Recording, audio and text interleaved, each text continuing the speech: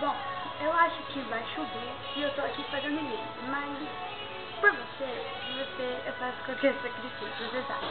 Bom, irmã, tô aqui pra lhe dizer o quanto você é especial na minha vida, o quanto você faz parte da minha vida. E quero agradecer muito por tudo que você já fez por mim, por tudo mesmo. Por você nunca ter me deixado sozinha nas horas que mais precisei. Eu quero agradecer por você ter sido uma irmã tão verdadeira comigo, por você nunca ter mentido, o jeito que você era.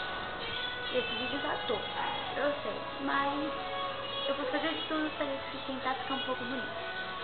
Amiga, nós já tivemos brigas muito feias, mas se esse trem voltar ao passado, eu não iria mudar nenhum pedaço dessas brigas.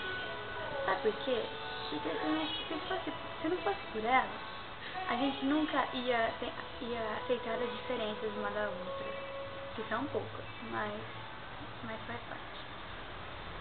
E também essas brigas ajudou mais a gente, fez a gente se sentir mais forte e ver que nada vai nos separar. Já tivemos problemas, muitos, mas sempre uma de mão dada com a outra, juntas e enfrentando qualquer guerra que vier. Eu peço perdão por às vezes não ter sido uma boa pessoa, uma boa amiga. E lhe peço perdão por às vezes eu ser tão inútil comigo mesma. Mas eu quero que você saiba que eu achei também, depois eu volto, que a gente nunca ia se separar.